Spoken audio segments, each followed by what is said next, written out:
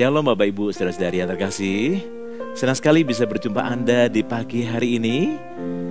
Kita mau sama-sama masuk dalam hadirat Tuhan lewat pujian penyembahan kita. Mari silakan. Mari kita sama-sama menikmati hadirat Tuhan di pagi hari ini.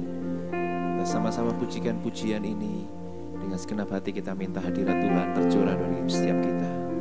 Haleluya. Saat pagi hari ku datang lagi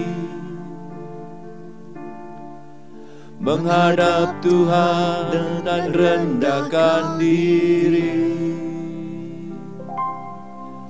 mengucap syukur buat hari yang Kau beri, memuji Tuhan dengan sepenuh hati. Katakan dari awal, saat pagi hari. Saat pagi hari ku datang lagi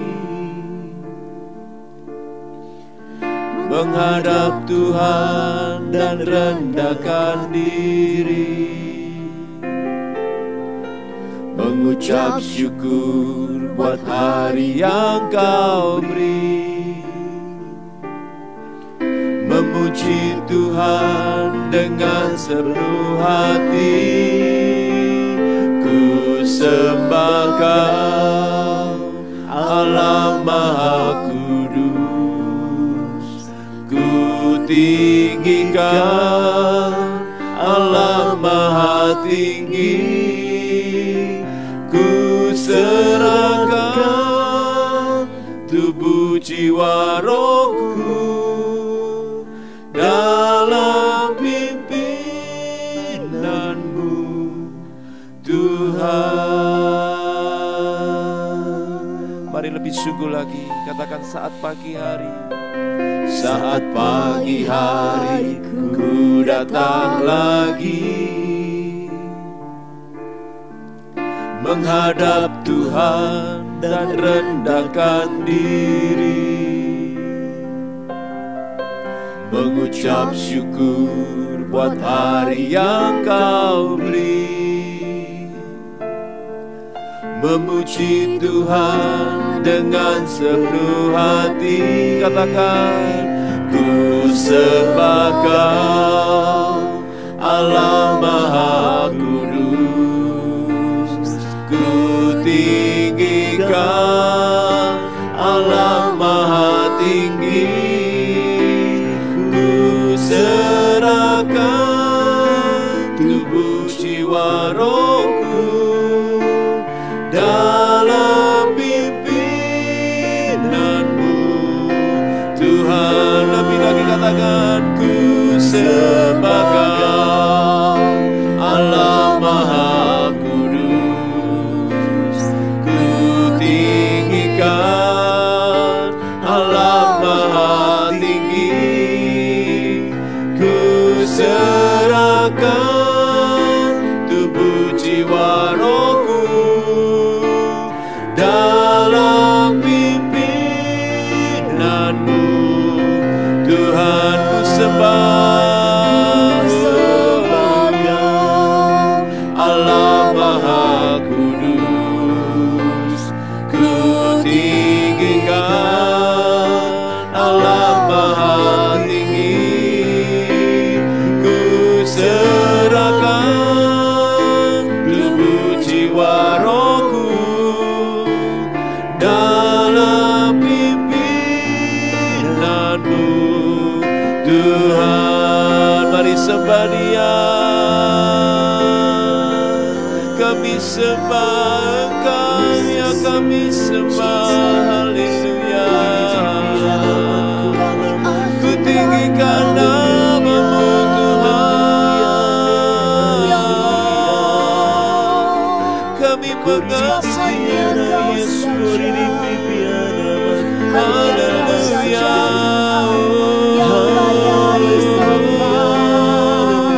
Dengan segenap hati kami hampiri tahta-Mu. Kami memuji-Mu, kami menyembah-Mu Tuhan. Haleluya.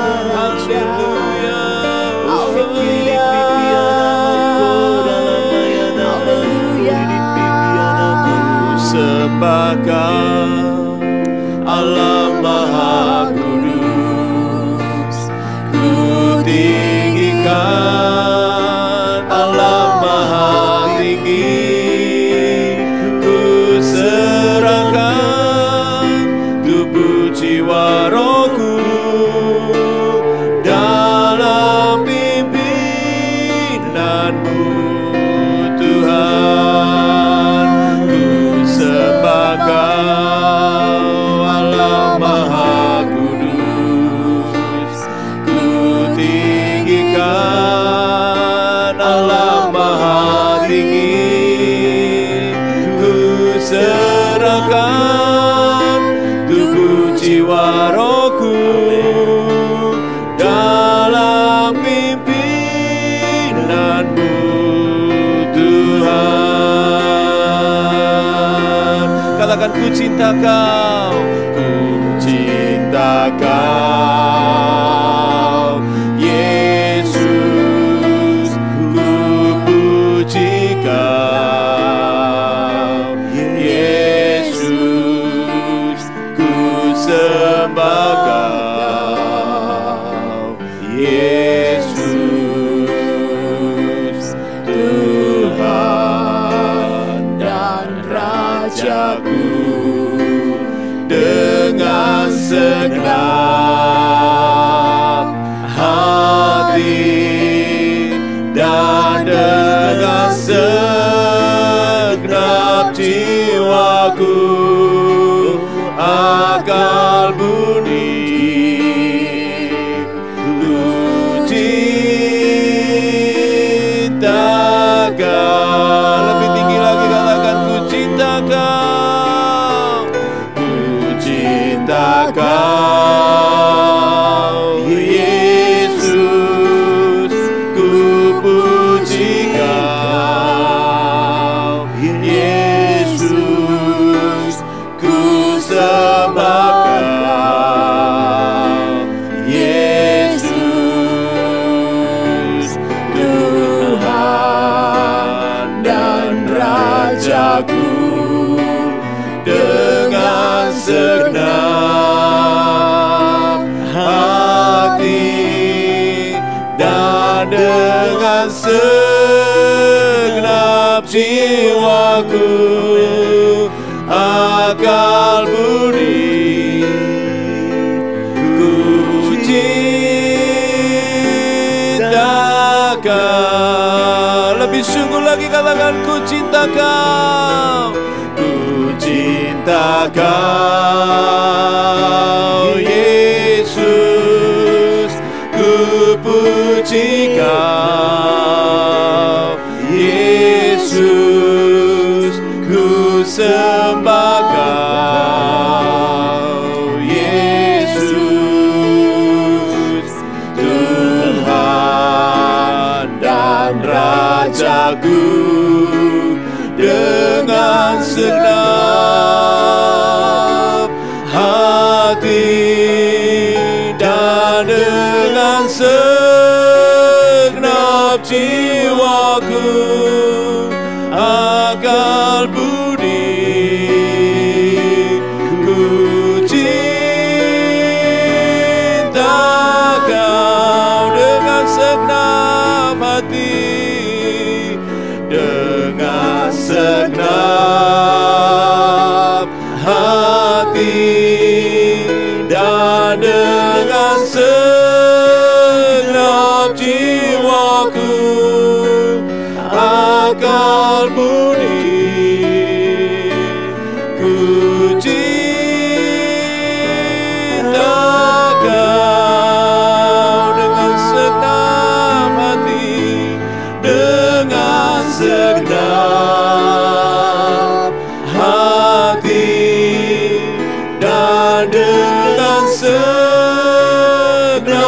jiwaku, akal budi. Amin. Ku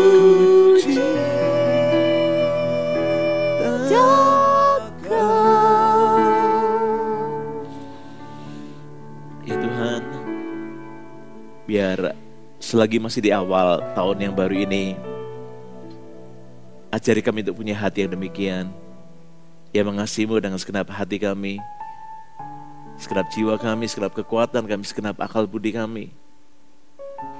Terima kasih Tuhan, kami mengucap syukur, menyerahkan pemberitaan firman-Mu dalam tangan-Mu, sembunyikan kami di balik salib-Mu Tuhan, dan terangi hati dan pikiran kami, biar setiap kami yang mengikuti, yang mendengarnya, Tuhan Kau terangi hati dan pikiran kami.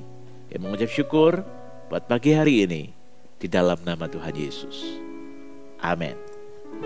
Haleluya. Sekali lagi shalom semuanya. Dan kalau boleh ngomong juga Happy New Year, meskipun sudah hampir 1 bulan kita lalui, bulan Januari ini. Tapi kita dari tahun yang baru. Nah Bapak Ibu, saudara-saudara yang terkasih, kondisi manusia pada akhir zaman, firman Tuhan berkata demikian. Ya, di 2 Timotius 3 ayat 1-5. Ketahuilah bahwa pada hari-hari terakhir akan datang masa yang sukar. Manusia akan mencintai dirinya sendiri dan menjadi hamba uang. Mereka akan membual dan menyombongkan diri.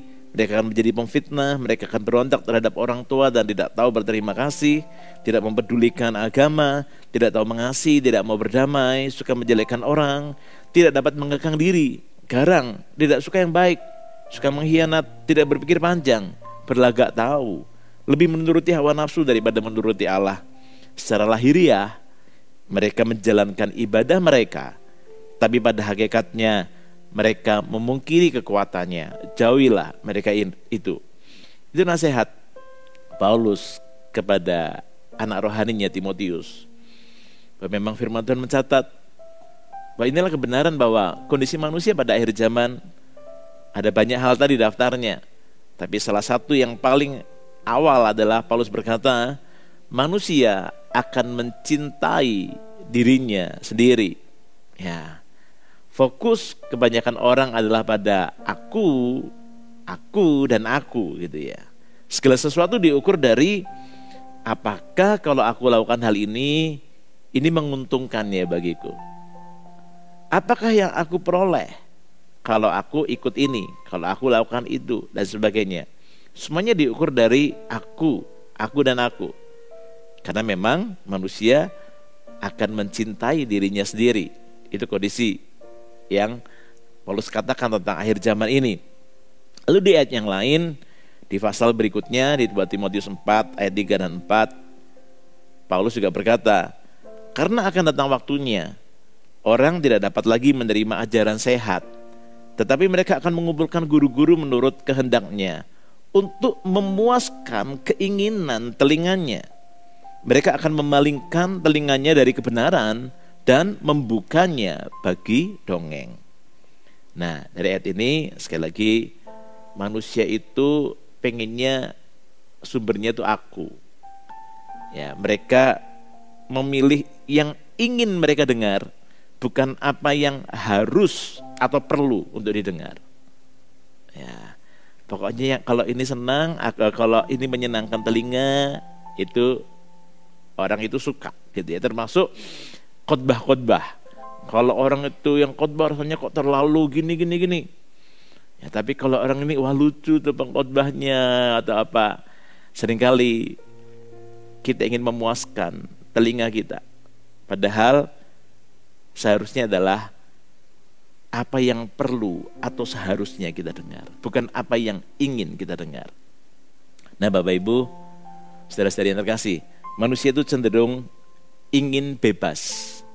Freedom itu menjadi kata yang sangat diagung-agungkan. Akhir-akhir ini, akhir zaman ini, manusia itu tidak ingin terikat, dan manusia itu ingin bebas tadi, ingin nyaman gitu ya. Itu kondisi manusia pada akhir zaman. Itulah kondisi manusia gitu ya. Nah, sementara di sisi yang lain, Tuhan itu menempatkan gerejanya di muka bumi ini untuk menjadi wakil pemerintahan Allah atas orang-orang percaya, atas bumi ini. Matius 16 ayat 18-19 berkata, dan aku pun berkata kepadamu, engkau adalah Petrus, dan di atas batu karang ini aku akan mendirikan jemaatku, dan alam maut tidak akan menguasainya. Kepadamu akan kuberikan kunci kerajaan sorga. Apa yang kau ikat di dunia ini akan terikat di sorga, dan apa yang kau lepaskan di dunia ini akan terlepas di sorga.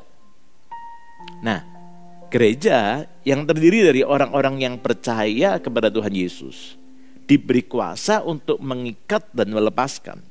Mengikat pekerjaan-pekerjaan iblis atas orang-orang dan melepaskan berkat, pemulihan, kesembuhan, dan sebagainya yang datang dari sorga. Dan Tuhan itu memakai gerejanya. Tuhan itu mendirikan gerejanya di muka bumi ini untuk menjadi wakil pemerintahan sorga itu di bumi ini. Dan ada dua tugas utama gereja yang Bapak Ibu tahu. Ini tentang amanat agung bahwa firman Tuhan berkata, pergilah, beritakanlah Injil, pergilah jadikanlah semua bangsa muridku, kata firman Tuhan. Ajarlah mereka melakukan segala sesuatu yang kuperintahkan kepadamu. Ada dua tugas utama gereja, itu memberitakan Injil, menyelamatkan yang terhilang, dan menggembalakan atau memuridkan, serta memuridkan. Oleh karena itu Bapak Ibu, kalau dibandingkan sikap manusia yang ingin merdeka, bebas, freedom tadi, yang maunya adalah kepuasanku, patokan mereka adalah apa ini menyenangkanku atau tidak. Sementara di sisi yang lain, Tuhan punya wakil pemerintahannya di muka bumi ini, itu yang namanya gereja. Bagaimana sikap manusia seharusnya, sikap kita terhadap gerejanya? Nah, firman Tuhan berkata bahwa berikan dirimu untuk digembalakan atau dimuridkan. Karena amanat agung Tuhan Yesus jelas. Jadi karena semua bangsa muridku, ajarlah mereka melakukan segala sesuatu yang kuperintahkan kepadamu. Beberapa minggu lalu saya bagikan nasihat khotbah di GMS Rooftop di Surabaya Barat tentang tertanam. Perlunya tertanam di sebuah gereja lokal yang hidup. Maksudnya gereja yang hidup itu seperti apa? Gereja yang hidup adalah gereja di mana gereja tersebut menjadikan Yesus dan kebenarannya adalah pusat dari pengajarannya, dari kehidupan gereja tersebut. Juga di mana Roh Kudus dan karunia-karunianya diberi ruang, diberi keleluasaan untuk beroperasi, untuk bekerja. Kita perlu tertanam, manusia ini perlu tertanam di sebuah gereja lokal, gitu ya. Saya membayangkannya seandainya Anda beli tanaman pohon, ya, bibit pohon mangga misalnya. Ketika Anda tanam pohon mangga itu yang masih pendek, mungkin masih berupa bibit, mungkin berapa puluh sentimeter, Anda tanam di pekarangan rumah bagian depan. Kemudian setelah sekian bulan lamanya Anda merasa kok terlalu rimbun ya, ini menghalangi sinar matahari yang masuk ke rumah. Lalu Anda berpikir, aku pindahlah tanaman ini, pohon mangga ini ke pekarangan belakang rumah. Anda punya tempat yang cukup untuk menanam itu, ya, pohon mangga itu. Dan Anda pindah. Setelah sekian lama, mungkin setahun pohon itu dari sana. Kemudian Anda berpikir, aduh ini kok ini mau perluasan ini, mau bangun kamar yang baru di area belakang rumah. Ini pohon harus dipindah nih. Akhirnya Anda panggil tukang taman, Anda panggil orang untuk memindahkan tanaman itu kembali ke depan rumah. Menurut Anda, apakah yang terjadi dengan pohon itu? Ya, ketika pohon itu dipindah-pindah terus, maka pohon itu akan stres. Akarnya tidak kuat. Pasti juga sulit berbuah. Ketika kehidupan kita seperti itu juga, kita pindah-pindah gereja, kita nggak tertanam di sebuah gereja lokal dan komitmen di dalamnya, maka coba cek kehidupan kerohanian kita, kerohanian Anda. Apakah Anda berbuah ketika kita berpindah-pindah, ketika kita tidak memutuskan untuk segera komitmen di sebuah gereja lokal? pilihlah gereja yang hidup. Ya, ketika Anda menemukan gereja yang hidup, segeralah buat komitmen untuk tertanam, digembalakan dan dimuridkan.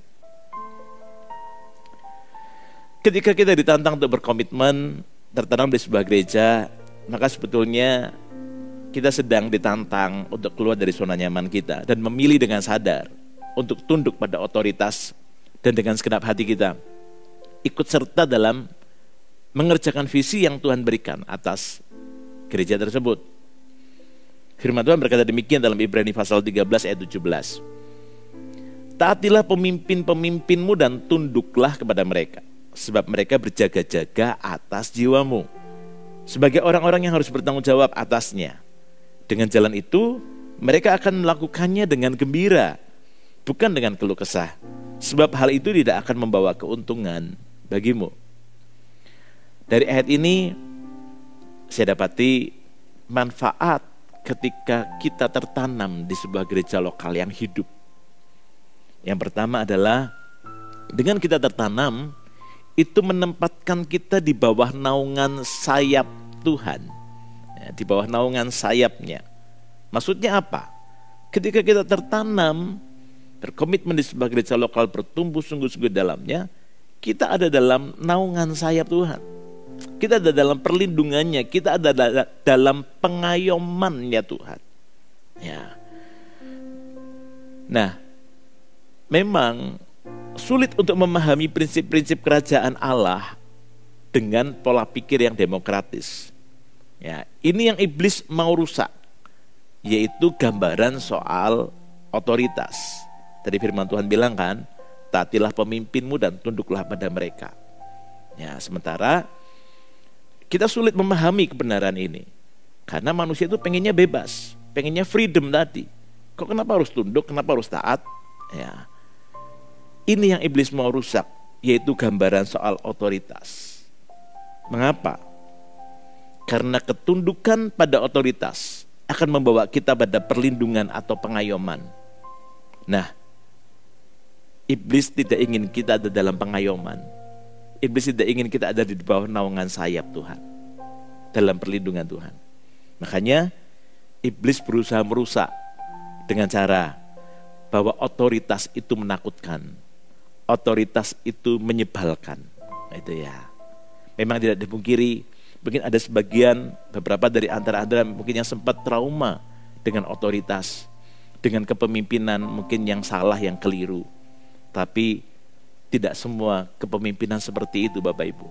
Oleh karena itu, Anda bisa memulai kembali hal yang baru. Jangan biarkan rasa trauma itu membuat Anda kemudian memilih untuk tidak melakukan apa yang Tuhan mau untuk Anda lakukan, yaitu tertanam di sebuah gereja lokal. Ya. Nah, sekali lagi, iblis berusaha merusak gambaran tentang otoritas karena iblis tidak ingin kita ada dalam pengayomannya. Ketika kita ada di luar pengayomannya, maka dengan mudah iblis akan menerkam kita. Dengan mudah iblis akan menerkam hidup Anda. Ya, firman Tuhan berkata dalam 1 Petrus 5 ayat 6-8, karena itu rendahkanlah dirimu di bawah tangan Tuhan yang kuat, supaya kamu ditinggikannya pada waktunya. Serahkanlah segala kekhawatiranmu kepadanya, sebab ia yang memelihara kamu. Sadarlah dan berjaga-jagalah. Lawanmu si iblis berjalan keliling sama seperti singa yang mengaum-aum dan mencari orang yang dapat ditelannya. Ya, ayat ini jelas. Lalu di ayat yang lain dikatakan bahwa manusia itu kecenderungan hatinya itu memang inginnya itu menyimpang dari jalan-jalan Tuhan. Ya, ibaratnya seperti, ingat nggak perumpamaan tentang gembala itu yang memastikan 99 ekor domba itu aman dalam kandang dan dia mencari satu domba yang terhilang. Manusia memang kecenderungan hatinya pengen hidup menurut jalannya sendiri, tersesat. Ya, makanya hati-hati kalau kita hidup menurut jalan kita sendiri, kita tidak ada dalam pengayoman gembala, dalam komunitas yang benar, maka dengan mudah predator iblis itu akan menerkam kita. Dengan ada di bawah, dengan kita tertanam, maka kita ada di bawah naungan sayapnya, dalam pengayoman, dalam perlindungan Tuhan. Yang kedua, yang terakhir, dengan kita tertanam, maka hidup kita menghasilkan buah-buah kebenaran dan damai sejahtera. Maksudnya apa? Kita lihat Ibrani 12 ayat 5-11. Dan sudah lupakah kamu akan nasihat yang berbicara kepada kamu seperti kepada anak-anak?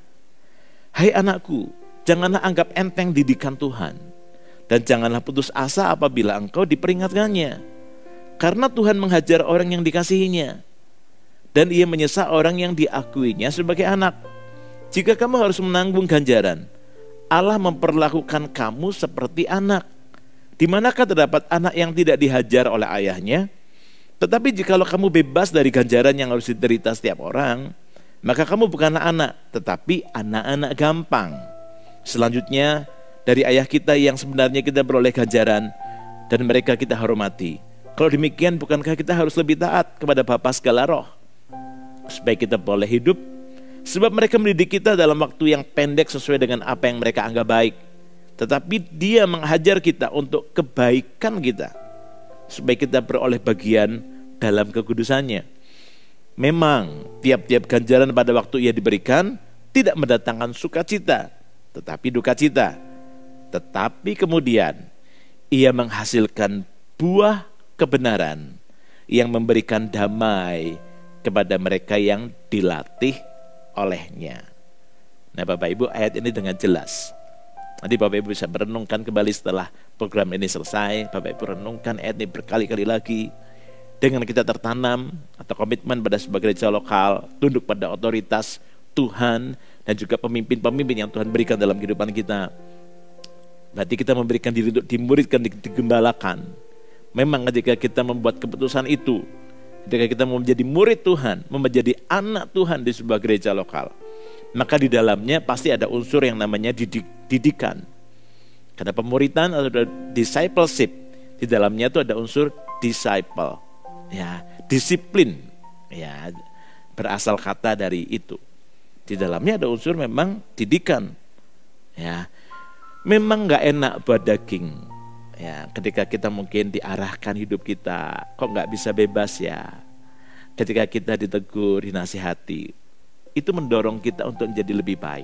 Mungkin tidak nyaman buat daging, tapi itu menghasilkan buah kebenaran, kata firman Tuhan.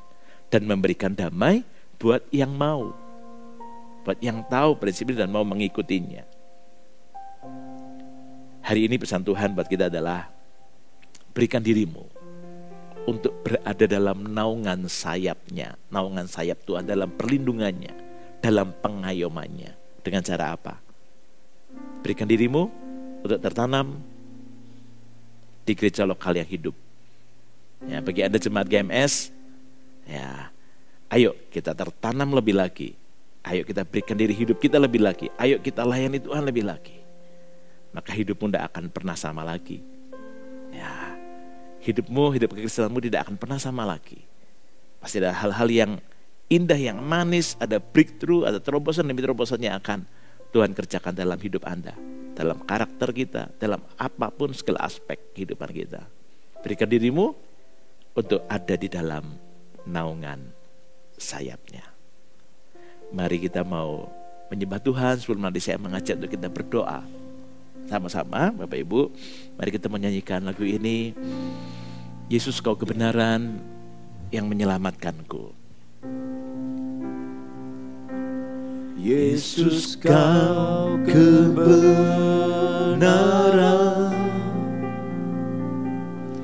yang menyelamatkanku. Kau memberikanku hidup dan pengharapan.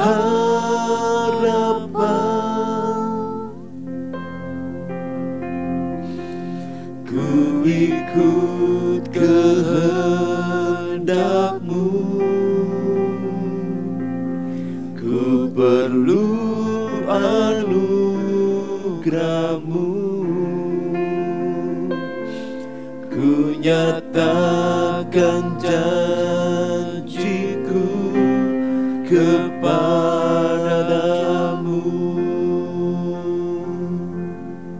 Kalau ku hidup bagimu.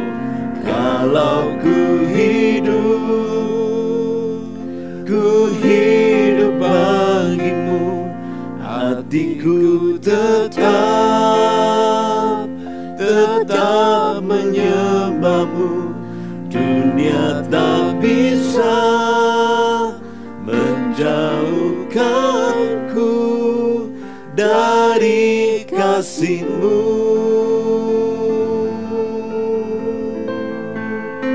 Selama ku hidup bagimu, mataku tetap memandangmu. Dunia tak bisa menjauhkanku dari kasih-Mu. Sekali lagi kita nyanyikan lagu ini dari awal. Yesus, Kau kebenaran, Ya Tuhan, firman-Mu adalah kebenaran yang menyelamatkanku. Kebenaran itu menyelamatkan kami, Tuhan. Kau memberikanku Amin. hidup dan pengharapan.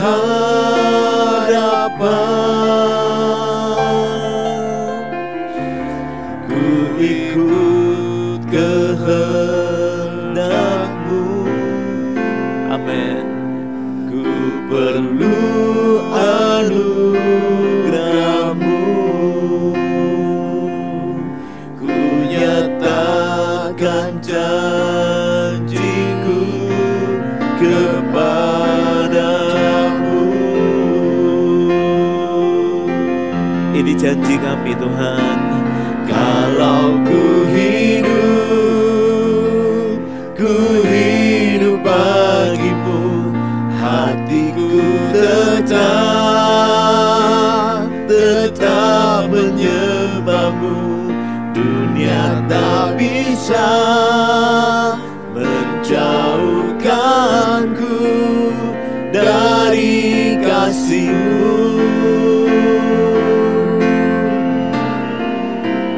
Selama ku hidup bagimu, mataku tetap memandangmu.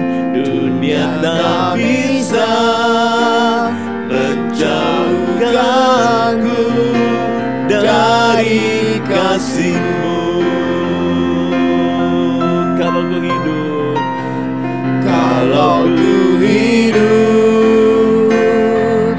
hidup bagimu, hatiku tetap menyembahmu. Dunia tak bisa menjauhkanku dari kasih-Mu. Selama ku hidup bagimu, mataku tetap memandangmu. Dunia tak bisa menjauhkanku dari kasih-Mu. dunia tak bisa menjauhkanku. Dunia tak bisa menjauhkanku dari kasih-Mu. Dunia tak bisa. Dunia tak bisa menjauhkanku dari kasih-Mu.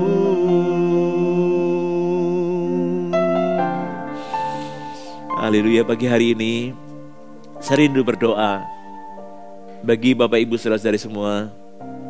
Mungkin adakah dari antara Anda yang selama ini Anda mungkin pernah terluka dengan yang namanya otoritas, dengan yang namanya gereja, sehingga Anda memilih untuk mungkin mengikuti ibadah secara online aja. Atau Anda hadir di gereja tapi Anda tidak mau memberikan lebih untuk berkomitmen. Tapi sebetulnya Anda tahu kebenaran ini. Pagi hari ini, mari jangan keraskan hatimu. Mari mulai sesuatu yang baru. Memang gereja bukanlah terdiri dari orang-orang yang sempurna, tapi terdiri dari orang-orang yang mau disempurnakan. Saya mengajak Anda yang demikian, kalau Anda tahu kebenaran ini, dan Anda mau berubah, Anda membuat keputusan, iya, aku mau ikut kehendak Tuhan. Kalau maksud Tuhan mendirikan gerejanya di atas muka bumi ini, untuk menjadi wakil pemerintahannya di bumi ini atas hidupku, aku mau memberi diri untuk dimuridkan dan digembalakan. Sekalipun aku harus berjumpa lagi dengan yang namanya kepemimpinan, otoritas, dan yang lain-lain, aku mau dengan sadar mau memberikan diri untuk komitmen dan digembalakan. Aku mau, Tuhan. Bagi yang demikian, taruh tanganmu di hatimu, di dadamu. Kita berdoa bersama-sama. Tuhan, kami berdoa dalam nama Yesus. Tuhan, angkat setiap trauma, Tuhan angkat setiap luka yang ada, mungkin yang pernah muncul, yang pernah ada di hati beberapa dari antara kami. Tuhan, minta dalam nama Yesus, angkat segala macam trauma, segala macam luka itu. Dan Tuhan gantikan dengan hati yang baru, dengan hati yang benar, hati yang mengerti prinsip kebenaran, hati yang diterangi oleh Roh Kudus, diterangi oleh firman Tuhan, sehingga kami memilih untuk mengikut kehendak Tuhan, duduk pada firman Tuhan lebih daripada keinginan kami sendiri, lebih daripada maksud daging kami sendiri. Tuhan, memang itulah kondisi manusia di akhir zaman, yaitu ingin bebas, ingin merdeka, tapi kami tahu kebenaran dan kami memilih untuk hidup dalam kebenaran. Tuhan, mau berdoa buat setiap kami, biar setiap kami Tuhan yang mengikuti program ini, setiap kami yang ada di tempat ini, biar kami sungguh-sungguh punya hati seorang anak di dalam sebuah gereja yang terus-menerus mau digembalakan dan dimuridkan, yang memiliki penundukan diri terhadap otoritas. Kami mau, Tuhan, yang mengerjakan visi rencana Tuhan dalam kehidupan kami. Di dalam nama Tuhan Yesus, kami mau ikut ambil bagian dalam visi 2030 300 gereja lokal, mendirikan 1000 gereja lokal yang kuat dengan 1 juta murid Kristus. Kami mau ada di dalamnya. Berikan buat kami hati seorang anak, seorang murid, seorang anak visi di dalam gerejamu. Terima kasih Tuhan. Kami juga berdoa buat para pemimpin-pemimpin gereja, pemimpin-pemimpin kami Tuhan, yang ada di atas kami, untuk biar para pemimpin-pemimpin itu terus hidup dalam kebenaran, hidup dalam kekudusan, hidup dalam integritas, pemimpin yang meneladani Tuhan Yesus, sehingga bisa berkata seperti Rasul Paulus berkata, ikutlah aku sebab aku pun mengikut Kristus. Berkati para pemimpin-pemimpin yang ada, berkati pemimpin-pemimpin gereja yang ada Tuhan. Dan kami juga mau berdoa sepakat sama-sama buat gereja Tuhan yang ada. Biar gereja-gereja menjadi, bangkitkan gereja-gereja menjadi gereja yang hidup, di mana Yesus menjadi pusat dari segala sesuatu yang dikerjakan. Menjadi gereja yang murni, bukan yang Jesus plus dan sebagainya, tapi betul-betul Yesus yang menjadi yang terutama, menjadi pusat dari kegiatan gereja itu, daripada dinamika gereja itu. Menjadi gereja yang asli, menjadi gereja yang otentik seperti yang Tuhan mau, yang terus mengerjakan visi dan rencana Tuhan di muka bumi ini. Terima kasih Tuhan, bangkitkan gereja-gereja yang hidup itu lebih banyak lagi Tuhan, supaya gerejamu akan jadi garam dan terang. Gerejamu akan seperti gunung yang tinggi, yang daripadanya pengajaran kebenaran itu akan mengalir, dan banyak orang datang ke sana, hidup mereka diubahkan. Bangkitkan gereja yang hidup Tuhan, bangkitkan gereja-gereja yang hidup itu Tuhan, di dalam nama Yesus. Dan pakai kami terus GMS ini Tuhan, untuk terus menjadi gereja yang hidup, sehingga banyak orang akan menemukan kehidupan yang hidup mereka diubahkan. Terima kasih Tuhan, terima kasih Tuhan. Kami mengucap syukur buat pagi hari ini. Kami mengucap syukur buat kebenaran yang kami terima. Kami mau terus memberi diri kami untuk terus ada dalam naungan sayap-Mu Tuhan. Kami mengucap syukur di dalam nama Yesus. Yang percaya katakan sama-sama, amin. Nah Bapak Ibu, Sebelum kita mengakhiri ini, saya ingin mendorong Bapak Ibu sekalian sekali lagi. Ayo, berikan dirimu untuk digembalakan. Dan jangan takut dengan proses ketika kita harus melaluinya. Saya percaya Tuhan menyertai dan akan membuat Anda menjadi lebih indah, makin serupa dengannya. Dan sebelum kita berpisah, Sabtu depan kita akan ketemu lagi. Mari kita mau terima doa berkat. Mari angkat kedua tanganmu di tempatmu masing-masing. Ya. Dalam nama Tuhan Yesus, semua berdoa Tuhan melepaskan berkat-Mu atas setiap anak-anak-Mu. Berkat daripada Allah Bapa, kasih sayang daripada anaknya yang tunggal Tuhan Yesus Kristus, dan persekutuan daripada Allah Roh Kudus menyertai kehidupan kami sekalian sekarang sampai selama-lamanya di dalam nama Tuhan Yesus. Yang percaya katakan sama-sama, amin. God bless you.